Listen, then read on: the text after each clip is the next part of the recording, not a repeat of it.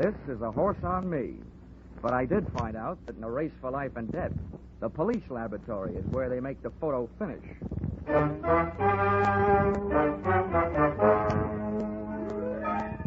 This is another in the adventures of America's fabulous freelance insurance investigator, Johnny Dollar. At insurance investigation, Johnny Dollar is only an expert. At making out his expense account, he is an absolute genius.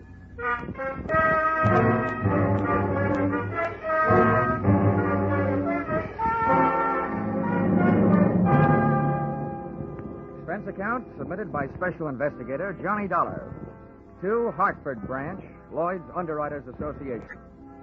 The following is an accounting of my expenditures during investigation of the circumstances threatening the life of the insured, the racehorse Piledriver. Or, he'd have been way off his feet if I didn't know my oats. Or, it's great to get a kick out of life so long as it isn't a kick in the head. Expense account item 1, 18 cents, one package of cigarettes. You may consider this a personal item, but that's where this case really started. At the cigar stand, ground floor, terminal office building, here in Hartford. I had come down in one of the elevators and noticed a little guy with a cane standing with a starter. After I passed him, I felt myself being pointed out. And not being the type who likes being followed for long periods of time, I gave myself a good reason to stop and look things over. Hello, Mr. Dollar. Hiya, Mac. Give me a pack of Luckies, will you? I just sold you a pack when you came in. I know. But things may really start smoking any minute. Here. Good morning to you, sir. I've been led to believe that you were one Mr. John Dollar. Would that be a fact? Yeah. I'm Dollar. What can I do for you? Well, I am quite a famous fellow myself. Perhaps you've heard of the fabulous jockey Earl Sand? Yeah, but... Well, next to him, I was among the best. May I introduce myself? I'm the famous little Nettie Montana, sometimes called the short Johnny Longden. Shake hands. Oh, how do you do? Now, to business. I think I have a way for you to solve my problem and make yourself an honest buck besides. Oh, now, whoa, pony boy, you're wasting your time. I don't bet the horses, and when I do, I don't buy tips from touts. Oh, now, wait a minute, pal. I did not introduce myself for the purpose of being insulted. I will have you know that I, too, do not consort with touts. I will thank you to keep a civil tongue in your head. Oh, I can see this is going to be one of those days. What is your problem, mister? Well, it is a problem best not overheard by people in the lobbies of office buildings. But this much I can tell you. It is about a horse and $50,000 insurance. That is why I came to you. Well, I'd be richer if I'd known more about horses, and poorer if I'd known less about insurance. Maybe in this thing I can break even at least. Come on. I hope you are not too much of a purist to ride in a taxi.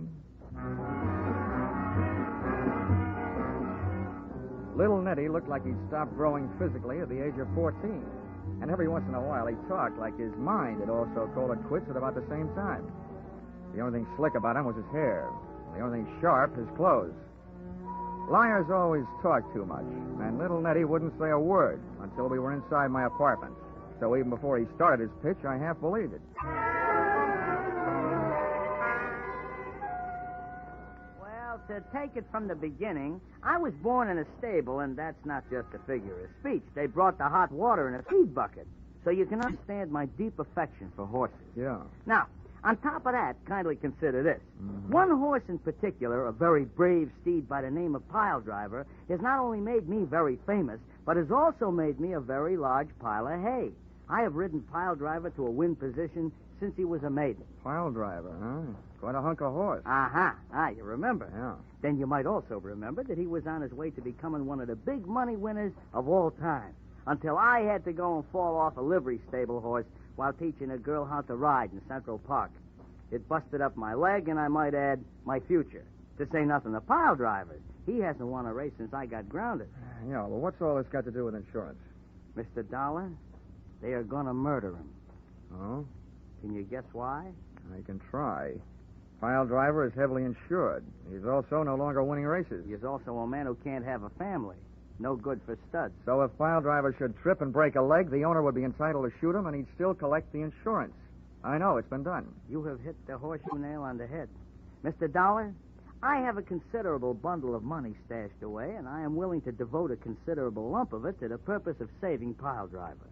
Now, maybe you wouldn't understand such a thing, but I happen to love that horse. I understand it, Nettie. Where is he? Well, he is currently stabled at a track named Hiawatha.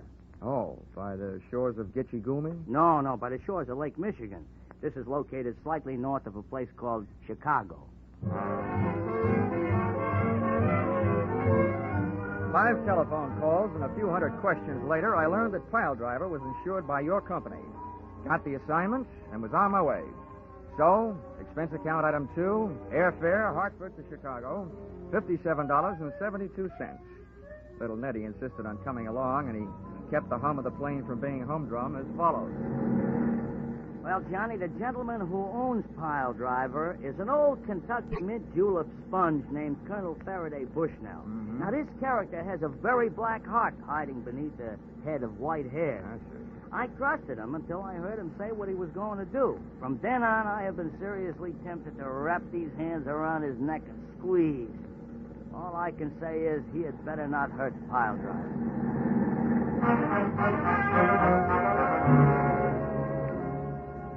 Expense account item 3, $16.40. Cab fare, Chicago Municipal Airport to Hiawatha Racetrack. Arrival time, 10 a.m. To me, a racetrack always smells good, of horses, green grass, and excitement. There you are, driver. Keep the change. Well, this, as the saying goes, is it, Mr. Dollar. You'll have to take it from here. Okay. Oh, hey, one last word of warning. Watch out for his daughter, Lila.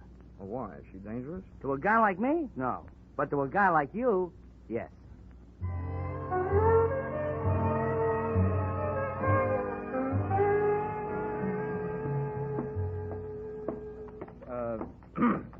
Pardon me, miss. Can you tell me where I'll find the boss around here, Colonel Bushnell? Oh.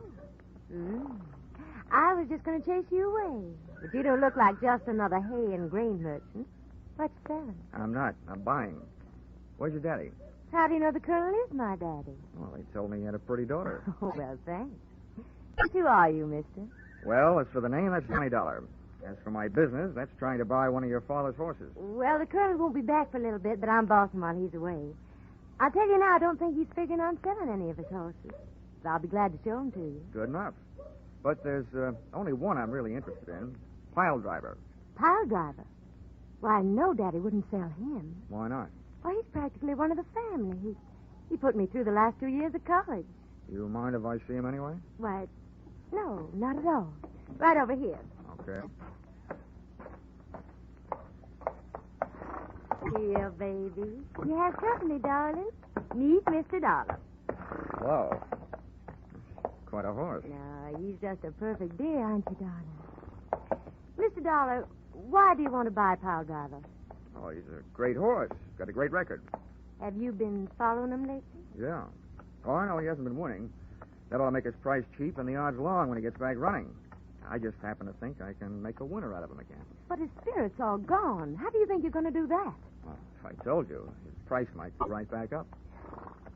Johnny, darling. I can't help it, darling. Hey, wait a minute. Let go. Wait a minute. Please, darling, please.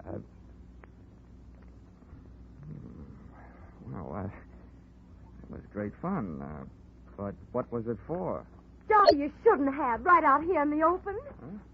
Oh, Leo. Yeah. What's going on? Now, wait, Leo, honey. This guy ain't your brother. He'll wish he was. Besides, that's no way to kiss brothers. You, get out of here. Look, Buster, if you aren't this girl's father, you'd better start doing some wishing. Oh, you think so, huh? This is the roughest game of post office I ever got mixed up in. Like that, please. Johnny, what are you doing to him? Hammerheads like this, hammer locks. Let him get tough now, and I'll bust his arm. Gentlemen, what's going on here? You spectators there, run along now about your business. Leo, I must say I am surprised at you. Fighting in front of a lady. Daddy. Get him off of me. Here, young man, I demand that you dismount Mr. Colby. Well, sooner or later, I guess I'll have to. Now, listen, Leo. Are you paying close attention? Yeah. After I let you up, if you make one move except away from here, I'll give you a pair of fat ears, okay? Oh, look at the suit.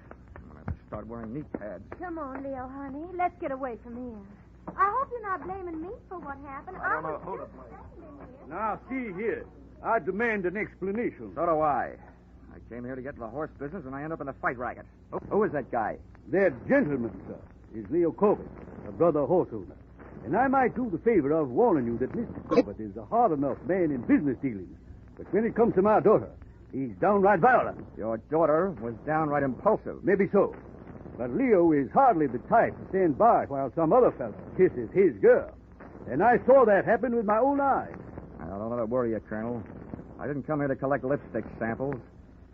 There's one thing I can be glad about in my encounter with Mr. Leo Corbett. What is that? That he isn't James J. Come on, Colonel. Let's start business.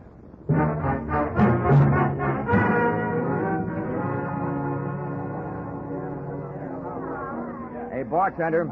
Hey, Mr. Dollar, over here. Oh, never mind. There's my man over there. How are you, Ninny? Oh, I'm fine. Hey, but you, where did you catch that mouse under your eye? Oh, I'm sharp as a trap, I am. You were so right about Miss Bushnell. She's not only dangerous, she's daffy. Huh? I didn't know she could hit that hard. No, she didn't. Let's just say that she has a novel way of introducing people to her boyfriend. Oh. You know him? Leo Corbett? Well, if I knew any more, I'd be the Racing Commission's witness. He owns a string of very fast horses who run very slow until the odds get right. Then he bets them up to the brisket, wins himself a potful. It's also rumored that he is stiff competition to the Perry Mutual machines. He books big bets among the owners. Well, they'll catch up to him sooner or later. They always do. Amen. But about that human glue factory, my friend, the horse-killing colonel, what with him? Well, I offered him $60,000 for Piledriver. Huh? That's $10,000 more than he'd get if he knocked him off and collected the insurance. Yeah, where are you going to lay your mitts on 60 G's? I haven't got that kind of dough. We don't need that kind of dough, little Nettie. You see, I told Bushnell that I was sending to California for my private vet, and that he'd be here in 3 days. And that once he pronounced the horse sound, I'd give him the money. Yeah, but that only means that Piledriver is safe for another 3 days.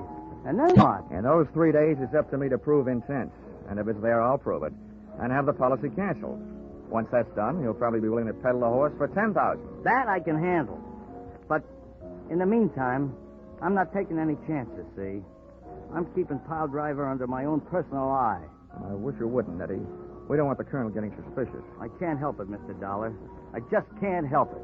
Okay, Nettie, but don't blow it. Be careful.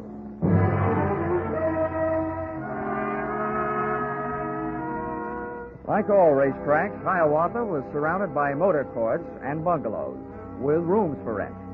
So, expense account item 4, $3. Room rent. I set the tin alarm clock for 8 and my ear for any time and went most of the way to sleep.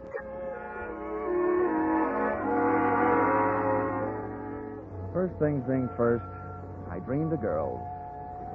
Then I dreamed a fire engine. And suddenly, I realized why. I was hearing some. I bounced out of bed and over to the window. There I saw an incendiary sunset hanging over the racetrack stables. I jumped into my pants and into the landlady's car and got over there as fast as the 1929 Ford could take me.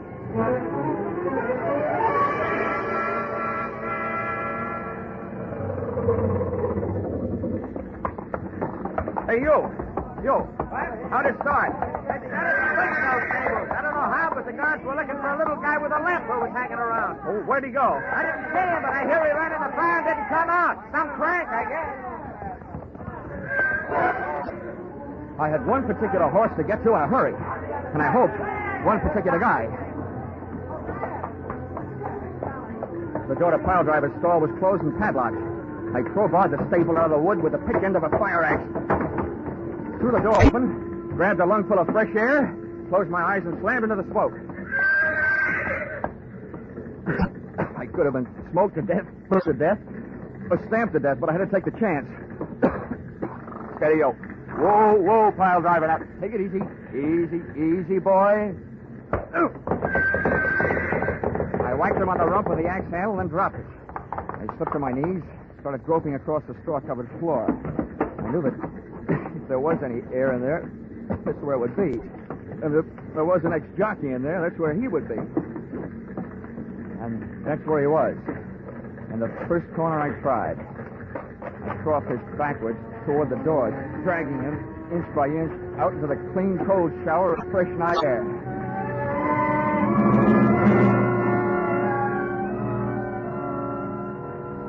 But I could have saved myself the trip. Little Nettie Montana was dead. He'd had a horseshoe hung on his forehead, but not for luck. And all I could think of at the moment was, a jockey's best friend is not always his horse.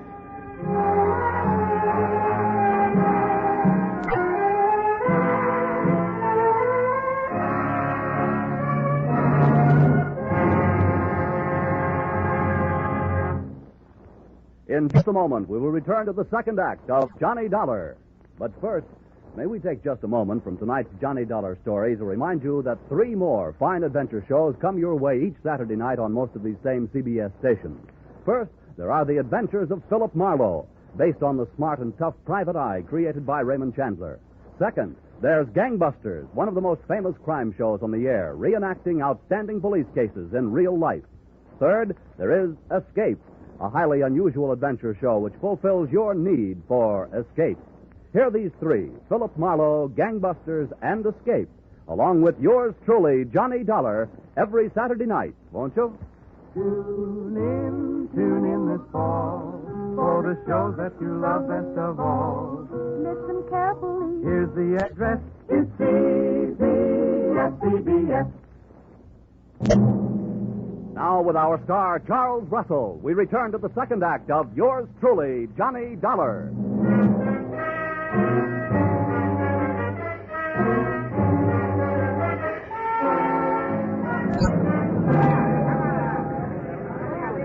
Tough luck.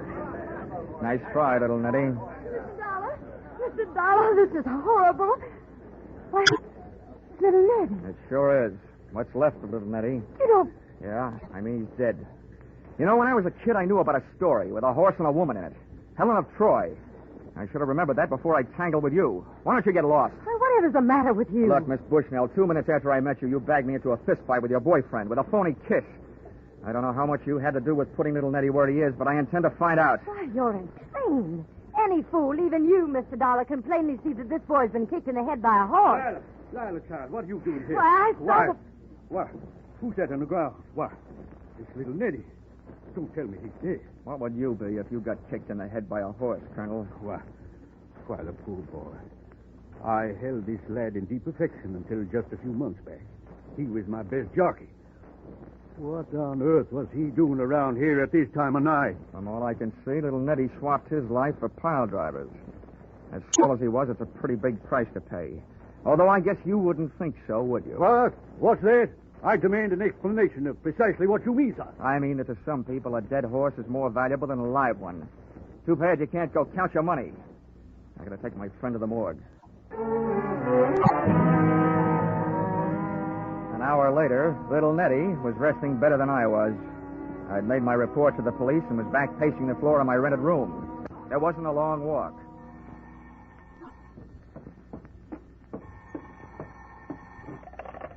Yeah? This is Lila Bushnell. I gotta see you right away.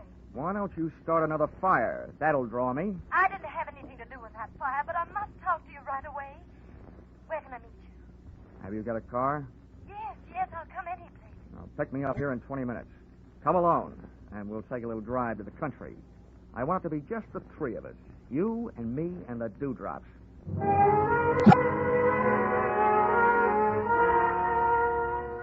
Dawn was making a dark gray promise in the sky when she picked me up, and a few easy-to-please birds had found something to sing about. During the first 5 miles, Lila denied everything except that she was a woman, and there was no hiding that. I had her pull in under a tree and said, "Well, then why'd you call me?" It was something you said to my father.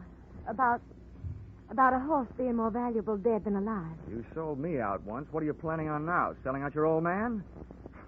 You women. You know, if the truth is ever told, it'll probably come out that Goldilocks cut her grandmother's throat to swipe the gold out of her teeth. Please don't make fun of me. Fun, she calls it.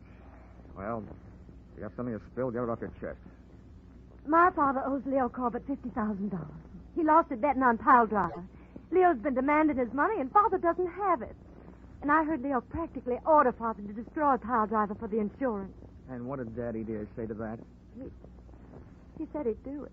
But I know he wouldn't. I know he didn't set that fire. How do you know? I just know, that's all. Now, that'll sound good to a jury. Why are you coming to me with all this stuff? Because you're our only hope. Can't you buy Piledriver right away? It would solve everything. Everything but one thing. What's that? Why did you go to all that trouble to get me punched in the eye? Oh, that. Yeah. I just wanted to show Leo that he wasn't going to have everything his own way. And you look strong enough to do it. Wow. That's a stupid answer. Why not? Makes a stupid kind of sense. She dropped me off at my rooming house where I dropped off to sleep. It was, however, only a 4-hour plunge. Expense account item 5, $6.50. Cab fare to headquarters, Homicide Division, Chicago Police. That's one city where the cops wear an old-fashioned star, but they sure do operate with a new-fashioned speed. As witness the enclosed report made by Lieutenant Craig 6 hours after filing of inquiry. According to the findings of the autopsy, Dollar, your hunch, or whatever you call it, was right. The deceased, little Nettie, was not kicked to death by a horse. Examination of the wound reveals that it was administered by a new horseshoe. The shoe on a horse's hoof would have left traces of straw, etc. We say that the fatal weapon was swung by person or persons unknown. As you suggested, he'd have to have been standing on his head to have the horseshoe make the mark it did if the horse had kicked him. The lieutenant had made only one mistake. He should have said person or persons known. Expense account item 6, 10 cents, 2 telephone calls. The idea I was working in, I'll give you for nothing. Expense account item 7, $6.50. Cab fare to Administration Building, Hiawatha Racetrack, where the afternoon's program was in progress, and where I got the wholehearted cooperation of the track officials and the use of a vacant office in which to hold the meeting I had set up. I sat myself in a swivel chair and waited.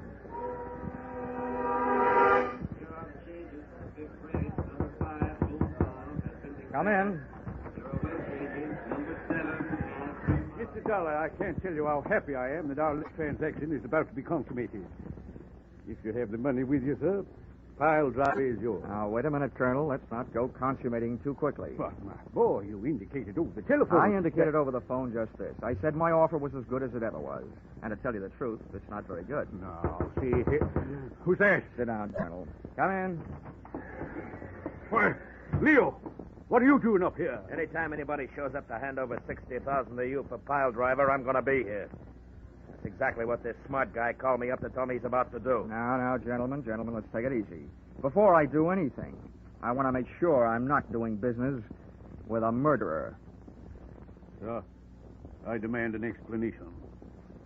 What about you, Leo? Yeah, so do I. Well, here it is.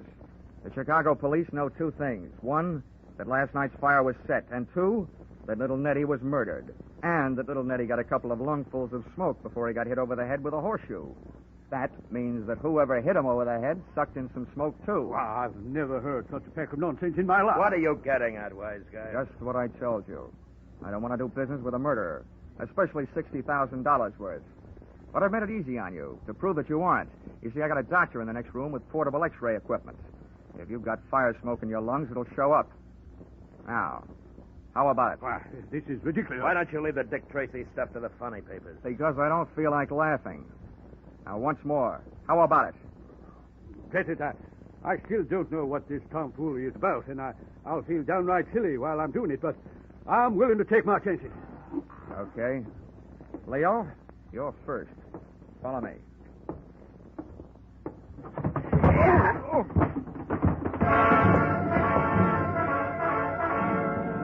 Turning your back on a murderer is no way to stay healthy, but very often it's a good way to get him to make his move. This one did, right out the door, knocking me down en route, and the chase was on.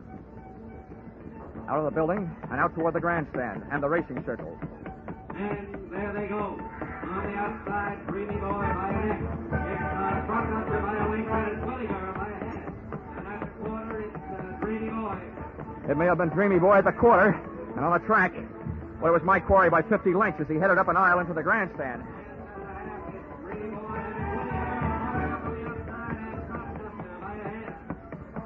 Dreamy Boy was still doing fine down there, and I was moving up here, but up near the top of the grandstand, and onto the ramp leading to the press box section.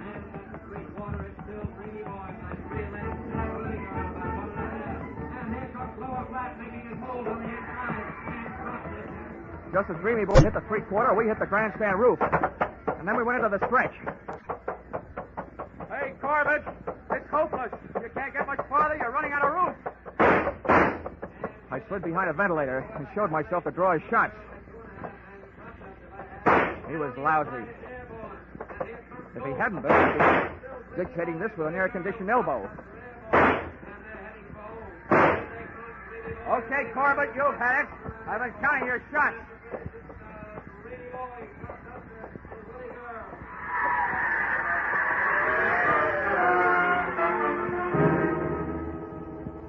Corbett tried a few ventilators himself, and then apparently he decided the second time he fought me, he'd do better. He rushed in swinging. I was doing great trading punches, but he finally moved inside and threw one. I ducked low, but he came up fast with his knee. I sat down, and he took off, straight to the back corner edge of the pitched roof. He swung over the side and started to shinny down the 100-foot rain pipe. But that pipe was built to carry rain, not people.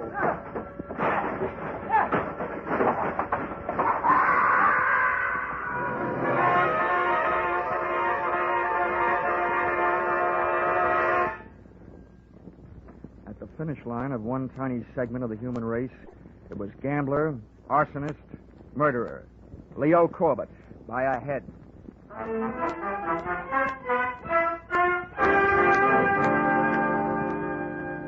Expense account item 8. Dinner for two at the Shangri-La in downtown Chicago. $34.40. Dinner itself only took 40 minutes and 8 of the dollars. The rest of the evening and the money was spent listening to the story of her life. A story which would not by any means win any Pulitzer Prize, or for that matter, any husband. But sometimes when you're interested in a girl like Lila, you have to act like you're interested in what she's saying. Expense account item 9, $57.72. Airfare, Chicago to Hartford. Item 10, $1.50. One book to read on airplane, titled How to Win at the Races. As if I just hadn't found out. Expense account total, $1,449.22. I guess you could call that horse sense. Signed, yours, truly, Johnny Dollar.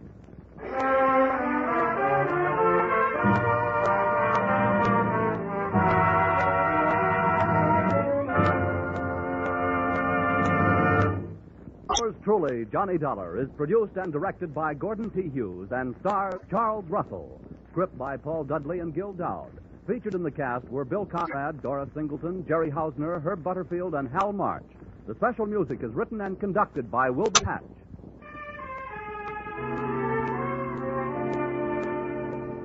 Be sure to be with us at this same time next week when another unusual expense account is handed in by Yours truly, Johnny Dollar.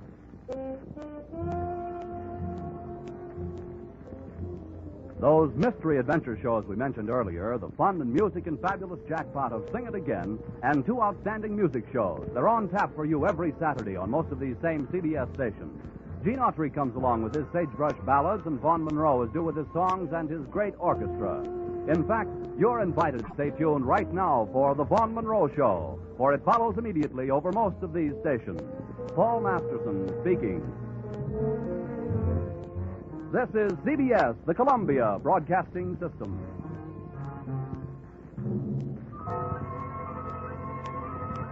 Mm-hmm.